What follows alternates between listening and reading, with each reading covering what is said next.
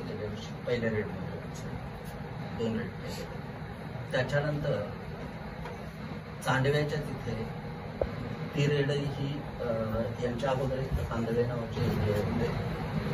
आंधळेंनी ती सक्सेसफुल करवली. परत अजून 3 रेड तालुक्याच्या हातीमध्ये सक्सेसफुल केल्या. सर इन्फॉर्मेशन मिळाली ना आतापर्यंत एकही रेड इन्फॉर्मेशन मिळण्याची काळजी काय गरज आहे? तुमची यंत्रणा नाही. महाराष्ट्र पोलीस किती सक्षम आहे हे आम्हा लोकांना चांगल्या पद्धतीने माहिती आहे. बरोबर आहे. आणि तुमची यंत्रणापेक्षा ही यांची यंत्रणा चांगली असेल तर मग आपल्याला काय कौतुक करायला पाहिजे, काय करायला पाहिजे? आणि आपल्याला माहिती नाही कोण इकडे गायींची आणि तस्करी करतं आणि कोणकोणते लोक आहेत आतापर्यंत आपल्याला कळलं नाही. आणि मग त्या मोहल्ल्यामध्ये जाऊन त्या लोकांना उचलायसाठी का गेलात नाही अजूनपर्यंत? मग तुम्ही सगळे ते लोकांमध्ये कोण वाचवण्यासाठी येणार आहे का? हा मग कोण आहेत ते लोक? वरती कोणाचं राज्य आहे? कोण गृहमंत्री बसलेत? या सगळ्या कारभारामुळे यांचा विश्वास आमच्या गृहमंत्री साहेबांवर उठला तर करायचं का आम्ही? तुम्ही जे काय बोलताय एवढं सगळं चोख काम असतं ना डीएसपी साहेब. हे लोकांची माहिती वेगळी आहे तुमच्याबद्दल. किती मदत करतात रे आपल्याला हे? नाही करत. सांगा ना. नाही करत. सणांना पण त्रास देतात. तर आमच्या 18 तारखेला शिवजयंतीच्या आखाड्या वेळेस पण त्रास दिला. अगोदर आपल्याच माणसांना हिंदू पोरांना उचलून घेऊन गेलं होतं. काय हो? कोणत्या मॅटरमध्ये? चांडवाचा चांडव्याच्या मॅटरमध्ये राजा पोलिसांनी 2 मिनिटं ऐकून घ्या सर. तुमच्या हातामध्ये मुसलमान पोरे काठी दिलं नाही. दिलं तिथे जाऊन बसा ना. आम्हाला जाऊन दिले नाही. आम्ही रोड छापे लागणार. त्याच्यामध्ये जावा ना. बिर्याणी एवढी आवडते तुम्हाला लोकांना तर मग ते काठी दिले. तुम्ही आमच्या माणसांना मारले. तुमचे स्टाफ मारलं नाही. तिथे तुम्ही संख्येनं खूप कमी होतात. मग तुम्ही पुढं चाललं होतं. बाळा मी त्याला माझ्या गाडीत बसवलं आणि मीच त्याला माझ्या गाडीत मग त्यांच्या माणसांना का तुम्ही घेतलं नाही? सोडून दिलं. त्यांना का नाही उचललं? आणि त्यांच्या माणसांच्या वरती सर मी गुन्हा दाखल केला. त्यांचा PCR घेतला. ते जेलमध्ये होते सर. मग तेच पोरे बाहेर आला होता. आणि 3-4 दिवसानं त्याची जामीन बाहेर आल्यावर हे लोकांना दम देतो. आता पण हा जो काय पोलीस स्टेशन मध्ये आमचा मुलगा तो ऍडमिट आहे त्याला तो भडवा कोणतरी आरोपी आहे तो त्याला बघून राग थोडे हे करतो. राग देतो त्याला. मला रात्रीची गोष्ट आहे.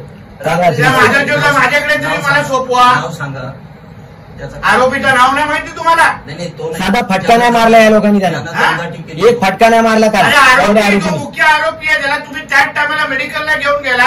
त्याला अगर डोळे एवढे वाटायचे असतील ना मी काढून हातात देतो ना त्याच्या. धाक कुठे गेला पोलिसांचा? हे काय चाललंय आपल्या राज्यामध्ये? हे चालणं बरोबर आहे का? तुम्ही सांगा. आपल्या डिपार्टमेंटची बदनामी नाही का? आणि हे लोक आपल्याला विकत घेतलाय का आता हे लोकांनी? ते हे काही करतील आणि आपल्या हिंदूंनी काय केलं ते हे गुन्हेगार. ते लोक काही केलं तरी चालतं. किती लोकांनी हे लोकांना मारलं? 50-60 लोकांना मारलंय. मनी मारलंय. बरोबर आहे. किती लोकांना आतमध्ये घेतलं तुम्ही? आतापर्यंत किती घेतले? फरार आहे सगळं. आतापर्यंत 5 अटक आहे. 50-60 लोक बोलतात हे लोक होते तेव्हा. व्हिडिओ पण आहेत पोलिसांकडे. हो बरोबर आहे. आतापर्यंत 16 आरोपी आयडेंटिफाय झालेले आहेत. 16 आरोपींच्या वरती कालच गुन्हा दाखल केला. पोलिसांना पण मारलं ते लोकांनी. एक्झॅक्टली. काय एवढी हिंमत? हातपाय तोडा त्याला. म्हणजे गोरक्षकांना वाचवता याच्यावरती पण हे झालं. राजेवाडीमध्ये सुद्धा गोरक्षकांना वाचवता माझा एक PS आहे आणि 4 कर्मचारी. त्यांच्या बाबतीत हाच सुरुवातीला ऍक्शनच घेत नाही. पण त्याचं त्यांना जे काही प्रायश्चित्त आहे मी तुम्हाला ते म्हणजे त्या लोकांना कायद्याचं धाकच राहिला नाही. पाहिजे तेव्हा हात उचलतात. मग केसमध्ये आतमध्ये जातात, बाहेर येतात, परत ती दादागिरी चालू करतात. मग फायदा काय आपल्या लोकांचा? तुम्ही सांगा ना. आपला धाक तरी असला पाहिजे. कुठल्या हिंदूने चुकून तुमच्या अंगावर हात टाकला तो त्याला रात्री परत घरी जाणार नाही अशी अवस्था होते. बरोबर. यांची कुठून हिंमत होते या लोकांची? शाळा लोकांची कोण हिंमत देते या लोकांना? त्याचा मी साहेब तुम्हाला सांगू ना, तुम्ही खरंच 2 दिवस सुट्टीवर ना मी सगळं साफ करून देतो तुम्हाला. लुळे पांगळे करून टाकतो मी, बरोबर त्याची हिंमत तोडून टाकतो मी. आम्हा लोकांना तुमच्यावर विश्वास आहे, डिपार्टमेंटवर आतापर्यंत विश्वास आहे, म्हणून आम्ही काय बोलत नाही. पण ही अगर जी आता अवस्था या लोकांनी अर्धा तास जे मला ब्रीफिंग केलं ना, आम्ही काय गप्पा वाचणारे नाहीये. येतंय अधिवेशन, उद्या जातो फडणवीस साहेबांकडे जाऊन बसतो, सगळी माहिती देणार मी. काय गप्पा वाचणाऱ्यापैकी आहे का मी? आणि माझ्या पाठ फिरल्यावर हे लोकांना काही चुकीचं झालं ना, उद्या येऊन धिंगाणा घालीन परत, मी तुम्हाला सांगतोय.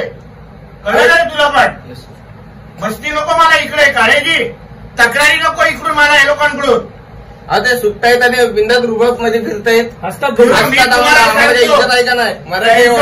काळेजी तुटला नाही, ही नाटकं बंद झाली नाही, आम्ही गप्प बसणार नाही. मग कायदा आणि सुव्यवस्था इथे खराब होणार, त्यांच्या मोहल्ल्यांमध्ये त्यांच्या घरात घुसणार आम्ही. हात पाय तोडून तुम्हा लोकांना हातात इथे आणून सोडेन मी त्या लोकांना. कारण त्या लोकांनी आम्हाला प्रवृत्त केलंय. आम्ही अंगावर जात नव्हतो. हे अगर नाटकं चालवत असतील ना, मग आम्ही कशाला गप्प बसायचं?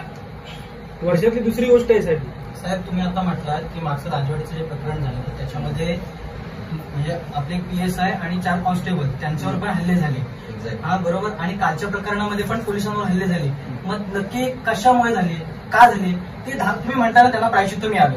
आम्ही अॅग्री करतो साहेब, आम्ही अॅग्री करतो. त्यांना प्रायश्चित्त मिळालं बरोबर. त्यांना जर प्रायश्चित्त मिळालं असतं, त्यांना जर धाक राहिला असता तर काल त्यांनी पोलीस प्रशासनावर हात उचलले असते का? मग हा महत्व विधी त्यांच्यावरती कालही आपण खुनाच्या प्रयत्न. साहेब कोण तुमच्या गुन्हे या गुन्ह्यांना देऊन मस्ती चालू करतात.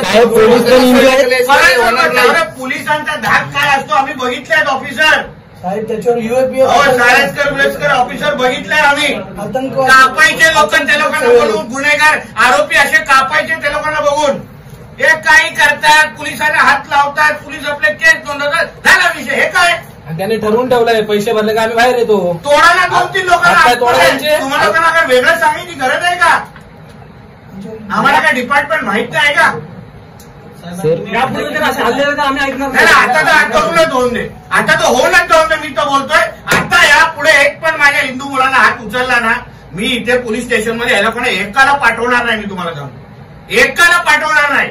आम्हीच बाहेर सोक्ष मोक्ष लावणार आणि पाहिजे इथे येऊन अटक स्वतःला करून घेणार. करा काय पाहिजे तर. अरे तसं पण मरायचं ना, असं पण मरायचं ना. मग याच्यापेक्षा त्यांच्या 2-4 लोकांच्या तांगड्या तोडून आम्ही इथे येतो.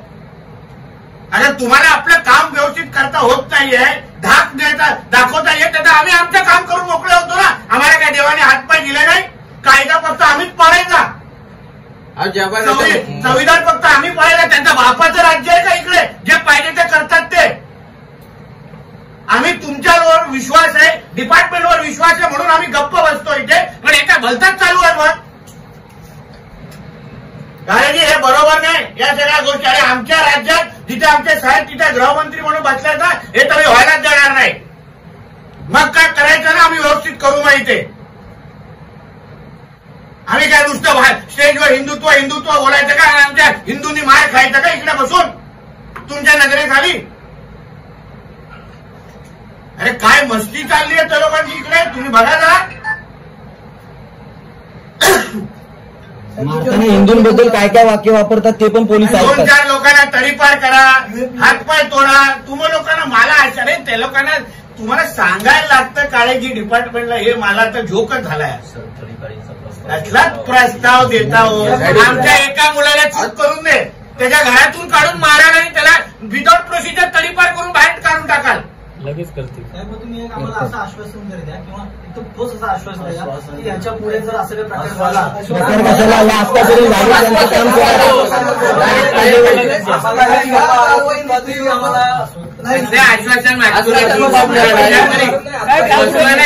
साहेब. राजेवाडीत 50 आरोपी उचलले बघ.